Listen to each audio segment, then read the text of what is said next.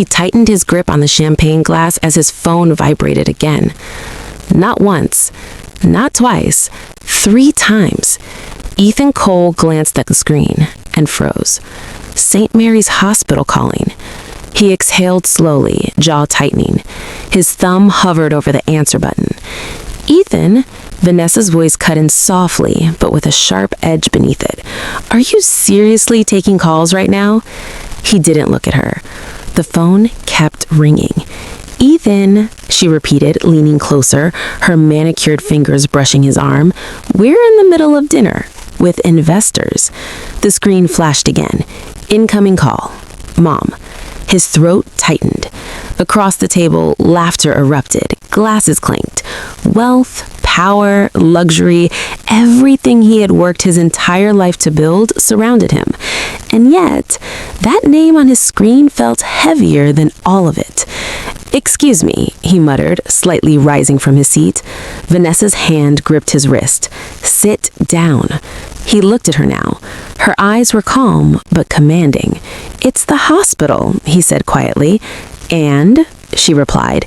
"She's been in the hospital for weeks now, Ethan. Every time something comes up, it's always the same story." The phone stopped ringing. Silence. Then a message notification popped up. He stared at it. Didn't open it. Vanessa leaned closer, her voice dropping to a whisper only he could hear. "You promised me tonight was important." His jaw tightened. "I know." "Then act like it." He slowly placed the phone face down on the table and forced a smile. "To new beginnings," he said, raising his glass. The table cheered. But somewhere, miles away, a frail woman lay in a hospital bed, staring at the door that never opened. Ethan Cole wasn't always this man. There was a time when his name meant something different. Not power, not wealth, but loyalty. Years ago, before the skyscrapers, before the headlines, before Vanessa, there was just Ethan and his mother. A small, cramped apartment, a leaking roof, nights filled with hunger and hope. "Eat," she would say, pushing the last piece of bread toward him. "What about you?" young Ethan would ask. "I already ate." He didn't know then that she was lying. He didn't know she went to bed hungry so he wouldn't have to. He didn't know she worked 3 jobs just to keep him in school. All he knew was she never let him feel poor. "You're going to be great, Ethan," she would whisper, brushing his hair back. "Greater than anyone who ever doubted you." And he believed her. Every step he took was for her. Every sleepless night, every risk, every sacrifice, it was all for one promise. "One day, Mama, I'll take care of you." But somewhere along the way, that promise got lost. "Ethan, you need to see this." His assistant's voice pulled him back to reality. He stepped into his office, irritation already building. "What is it?" She handed him a file. "Your mother's medical report. The hospital sent it again." He sighed, tossing it onto his desk without opening it. "I told them to handle it." "They said it's critical," she insisted. "They've been trying to reach you." "I've been busy," he snapped. She hesitated. "Sir, they said it may not be much time." For a brief moment, something flickered in his eyes. Then his phone buzzed. Vanessa.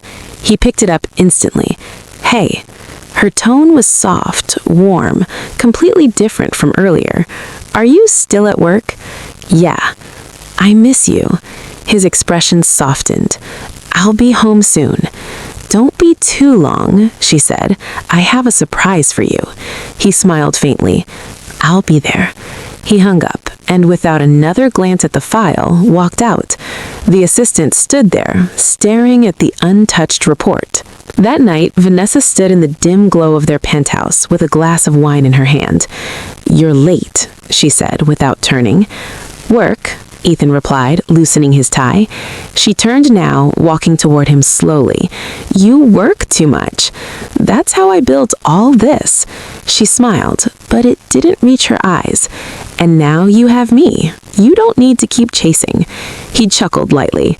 "It's not that simple." She stepped closer, placing a hand on his chest. "Then make it simple." He looked down at her. What do you mean? Her voice softened. I mean, you need to start choosing what really matters.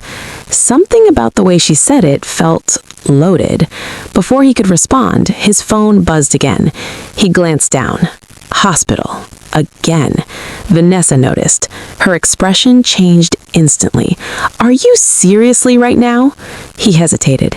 It could be important. And I'm not, she shot back. Then prove it. Silence. The phone kept ringing. Vanessa folded her arms. Go ahead, she said coldly. Answer it. Run back to her like you always do. I don't always. Ethan, let's not pretend, she cut in. Every time we're building something, every time we're moving forward, she pulls you back. That's my mother, and I'm your wife. The words hung heavy in the air. He looked at the phone again, then at Vanessa, then back at the phone. It stopped ringing. Vanessa leaned closer, her voice dropping to a whisper only he could hear. I just want you to focus on us, on our future. His swallowed. Okay. She smiled and kissed him. Miles away, in a quiet hospital room, a nurse adjusted the blanket over an elderly woman. Ma'am, you should try to rest. The woman shook her head weakly. My son, he's coming. The nurse hesitated. We've been trying to reach him. He'll come, she insisted, her voice trembling. He always does. But even as she said it, her eyes drifted toward the empty doorway. The next morning, Ethan stood in front of a mirror adjusting his cufflinks. Vanessa walked in behind him. You have that meeting today, right? Yeah, big one. She wrapped her arms around him from behind. Good. Stay focused. He nodded. Then, his phone buzzed again. This time, he answered. Hello? Mr. Cole, a voice said urgently. This is St. Mary's Hospital. His grip tightened. Yes? You need to come immediately. Your mother's condition has worsened. His heart skipped. How bad? There was a pause. Sir, I strongly advise you to come now. He looked at his reflection. For a moment, everything else faded. Okay, he said quietly. I'm on my way. He hung up. Vanessa was watching him. What is it? It's my mom, he said. I need to go. Her expression hardened. Today? Yes. Ethan, you have a meeting. She's not doing well. And this meeting could change everything for your company. He ran a hand through his hair. I know, but what? She snapped. You're going to drop everything again? She might not make it. Vanessa stepped back, shaking her head. This is exactly what I mean. What? She's always first. I stared at her. She's my mother. And I'm your wife, she shouted. Silence crashed between them. Her voice dropped, but it was sharper now. If you walk out that door right now, don't expect things to stay the same. He blinked. What does that mean? It means I'm tired of competing with someone who should have let you grow up a long time ago. That's not fair. No, what's not fair is building a life with someone who keeps looking backwards instead of forwards. His chest tightened. The weight of the decision pressed down on him. Hospital, meeting, mother, wife, everything, all at once. Vanessa stepped closer again, her voice soft now, persuasive. Ethan, this is your moment. He closed his eyes briefly, then opened them, and made his choice. I'll stay. Vanessa smiled slowly. Good. Across the city, a heart monitor beeped steadily, then slower, then weaker. The woman's eyes flickered open. Ethan, she whispered. The door remained closed. Back in the boardroom, Ethan shook hands, signed papers, and sealed deals worth millions. Applause filled the room. You did it, Ethan. This is huge. Congratulations. He smiled, but something felt off. His phone buzzed. He ignored it. It buzzed again. Again. Finally, he picked it up. A single message from the hospital. His eyes scanned the words, and in that moment, everything inside him stopped. Thought for a couple of seconds. His fingers went cold. The message was short. "We are sorry. Your mother passed away at 1:17 p.m. She asked for you until the very end." For a second, Ethan couldn't breathe.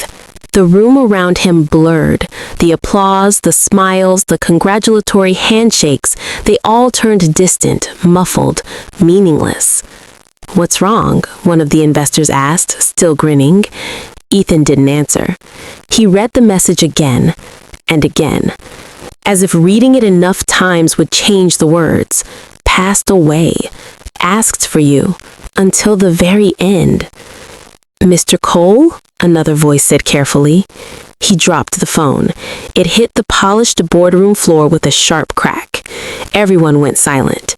Ethan bent down quickly, picked it up, then backed away from the table like the walls were closing in on him. "I have to go," he muttered.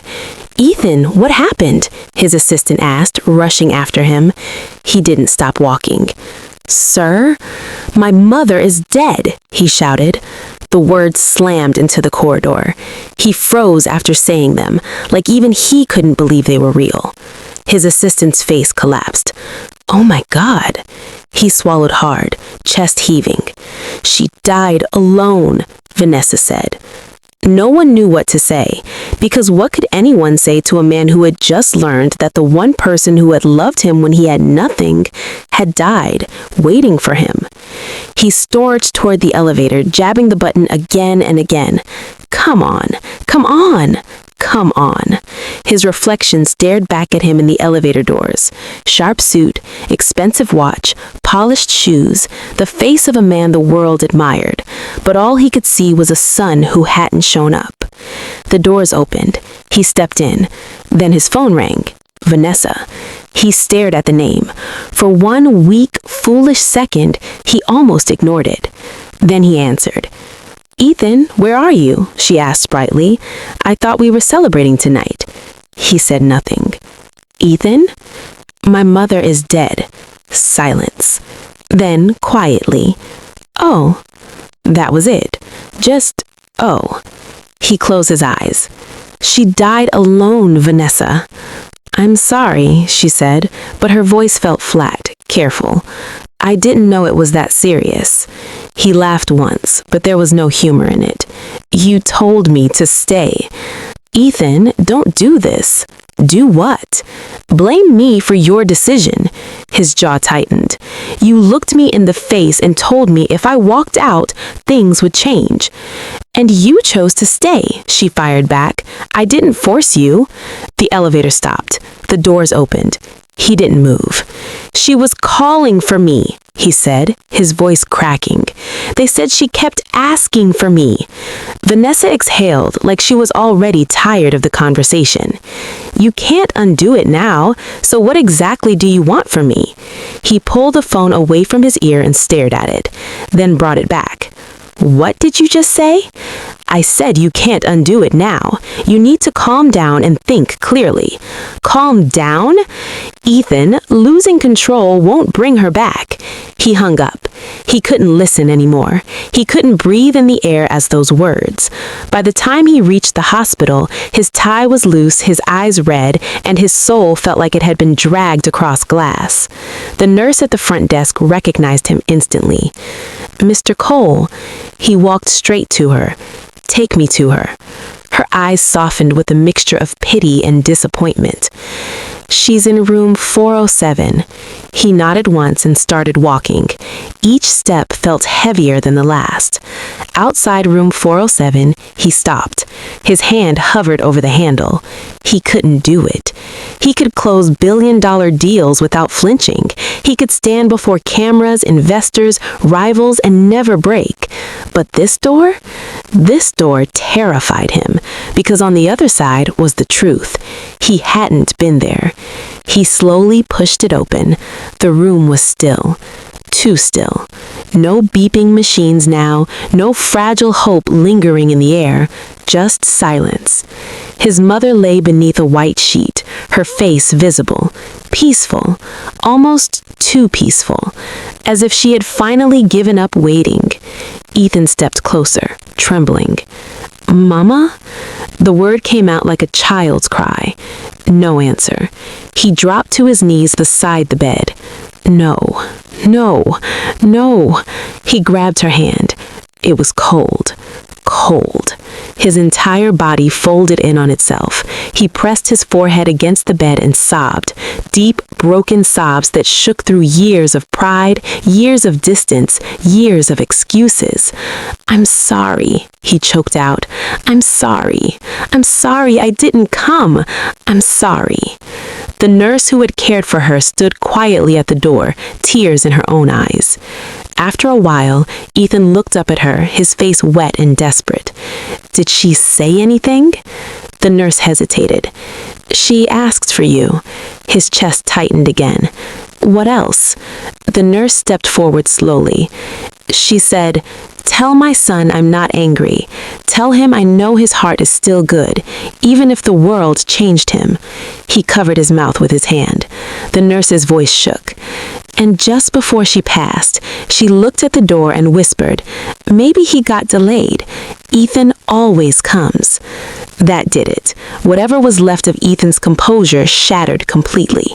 He bent over, grief ripping through him like punishment, because she believed in him to the very end, even when he didn't deserve it, even when he had failed her, even when he chose someone else. She still believed he would come. Hours later, the funeral arrangements began, and with every signature, every call, every formal discussion, Ethan felt more disgusted with himself. He had once promised to give his mother the best of everything, but now the best he could offer was a beautiful coffin and expensive flowers. Too late. All too late. When he returned to the penthouse that night, the city lights looked colder than ever. Vanessa was on the couch, scrolling through her phone. She looked up as he entered. "There you are." He stared at her. That was her greeting. Not, "Are you okay?" Not, "I'm sorry." Not, "What happened?" Just, "There you are." She set the phone down and stood up. "I figured you'd be back late." He took off his coat slowly. "My mother is dead." "I know," she said. "You told me." He laughed again, hollow and bitter. "Do you hear yourself?" Her expression hardened. "Excuse me? I buried myself with guilt all afternoon, and you're standing here like I came home late from a meeting. What do you want me to do, Ethan? Cry on command?" He stared at her in disbelief. "You really don't care, do you?" She folded her arms. "I care that you're upset, but I am not going to take responsibility for choices you made." He stepped closer. "You manipulated me." "No," she said coldly. "I reminded you that you had a marriage and responsibilities. My mother was dying, and you didn't know that for sure. The hospital called me, and hospitals always make things sound urgent." He flinched like she had slapped him. For the first time, he heard her clearly. Not the charm, not the softness, not the polished affection she used when she wanted something. The truth, raw, hard, empty. "You're unbelievable," he said. "No, Ethan, you're emotional. That's the difference." He shook his head slowly. "She died asking for me." Vanessa's face didn't change. "That's sad." That was the moment something inside him turned. A quiet, irreversible turn. He looked at the woman he had defended, chosen, prioritized, married, and suddenly she felt like a stranger wearing a familiar face. "Get out of my sight." Her brows lifted. "What?" "You heard me." She laughed in disbelief. "You don't mean that." "I do. You're grieving. You're not thinking straight." "No," he said quietly. "I think this is the first clear thought I've had in a long time." Her eyes narrowed. "So now I'm the villain. You said my mother should have let me grow up. You treated her like an inconvenience. You made me feel guilty for wanting to see her. And today you helped me abandon her." "I helped?" Vanessa's voice rose. "Are you serious right now?" He stepped closer. "You loved me." She pushed back. "You would push me toward that hospital, not away from it." For the first time, she had no quick answer. She looked away, and that tiny movement told him everything. "You knew." "Knew what?" he said. That I'd regret it, and you still didn't care. She looked back at him, annoyed, now more than defensive. You're acting like she was the center of our marriage. She was my mother, and I was supposed to be your future. The words echoed through the penthouse. Ethan stood there, breathing hard. Then he said the one thing she never expected. Maybe choosing you was the worst mistake of my life. Vanessa's face went still. Then, dangerous. Take that back. No, take it back, Ethan. He didn't. She walked up to him, her voice low and venomous. Be careful. Grief makes people reckless. He stared right back, and guilt makes them honest. For a moment, neither moved. Then Vanessa grabbed her bag from the chair. Fine, she said. You want space? Take all the space you... Ethan didn't sleep. Not even for a second. The city outside his penthouse kept moving. Cars passing, lights flickering, people living their lives like nothing had shifted. But inside, everything had collapsed. His mother was gone. His wife was gone. And now, piece by piece, he was discovering that the life he thought he controlled had been slipping away long before this night. He sat on the edge of the bed, staring at his phone. Transaction logs, transfers, hidden accounts. Each swipe felt like another slap. How long? He whispered. How long had Vanessa been doing this? Weeks? Months? Or had she been playing him from the very beginning? His chest tightened. Then something else hit him. The call. The unknown man. She has another man. Ethan stood up abruptly. No more waiting. No more pretending. He grabbed his jacket and headed straight out. By morning, he was already in his office, eyes red but sharp. Pull everything, he told his assistant. Every account, every transaction linked to Vanessa. I want details. Yes, sir. And find out where she is. The assistant hesitated. She checked into a hotel late last night. Which one? She told him. Ethan nodded once. Cancel my schedule. Sir, you have... Cancel it. There was no room for argument in his voice. The hotel lobby smelt of expensive perfume and polished lies. Ethan walked in like a man who had nothing left to lose. Good morning, sir, the receptionist said politely. I need a room number. I'm sorry, we can't... Vanessa Cole. The name alone changed her expression.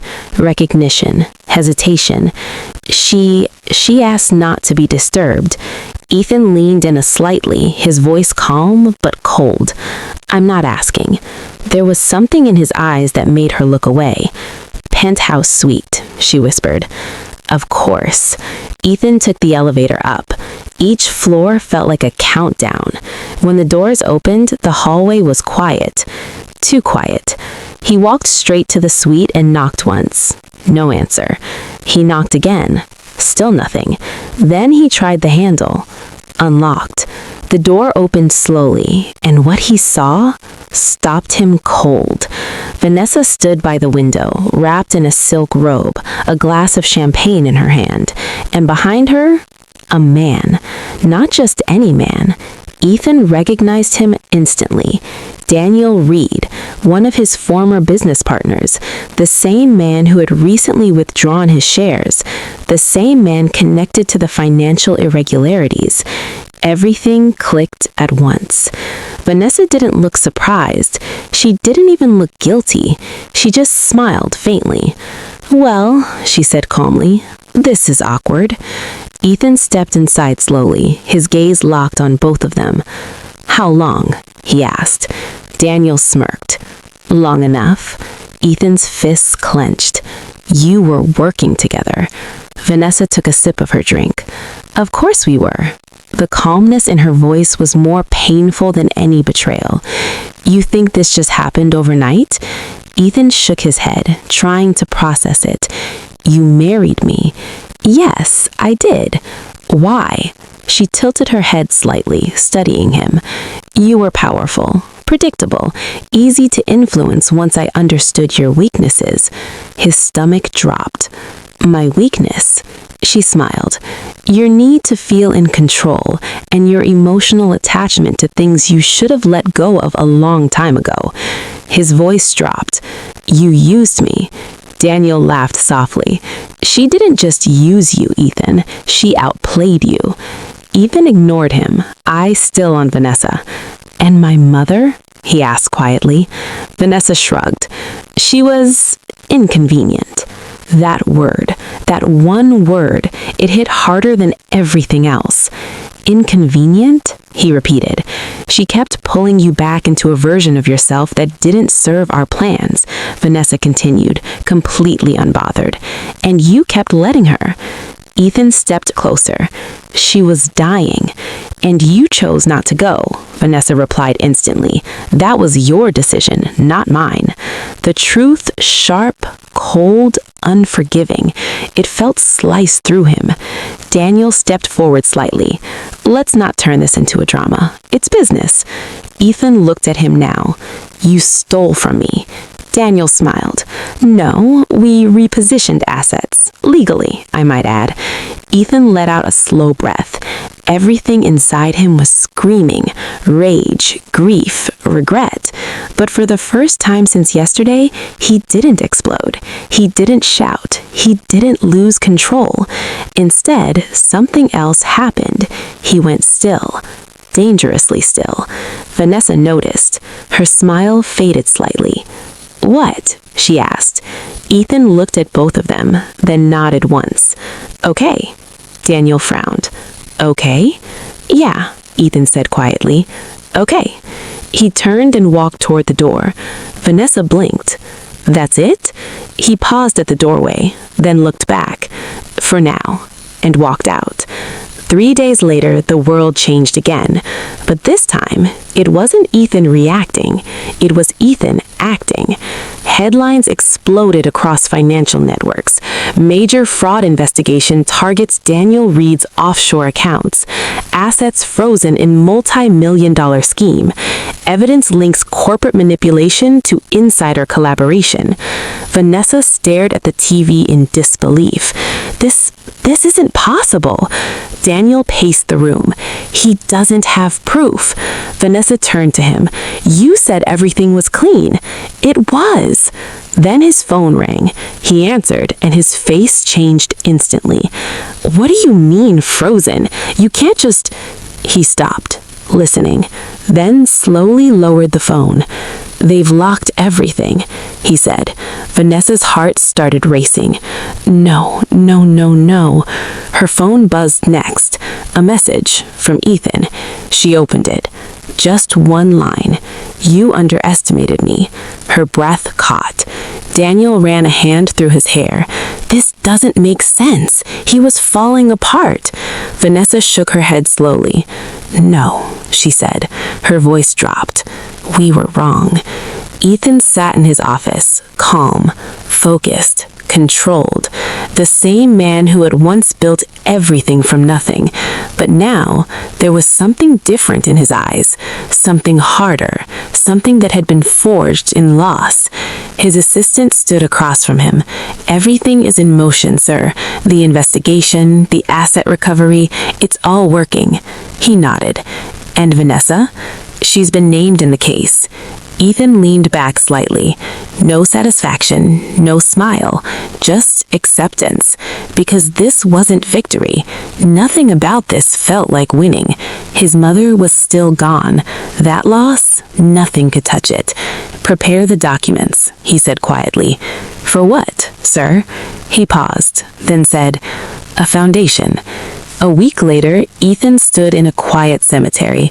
No cameras, no headlines, no applause, just him and a simple grave. He knelt down slowly, placing fresh flowers. I came, he whispered. His voice broke. I'm late, but I came. The wind moved gently around him. For a moment, he said nothing. Then, I lost everything, Mama. His hands trembled. I thought I was winning. I thought I was building something, but I lost the only person who ever mattered. Tears slid down his face. I'm sorry. Silence. Then he took a deep breath. "But I'm going to make it right." He placed a small plaque beside the flowers. It read, "The Grace Cole Foundation, supporting mothers who sacrifice everything." His voice softened. "Your name will never be forgotten." He sat there a little longer, not as a billionaire, not as a powerful man, but as a son, finally understanding what he had lost. And somewhere in that quiet moment, there was peace. Not complete, not perfect, but enough to begin again. Sometimes life doesn't destroy you all at once. Sometimes it waits. It lets you build, succeed, rise higher than you ever imagined. And then it takes the one thing you thought would always be there, not to punish you, but to show you what truly mattered all along. If this story touched you, if it made you feel something real, then take a second, like this video, subscribe to Storyline TV, and tell me in the comments, what would you have done if you were in Ethan's place? Because sometimes one decision changes everything.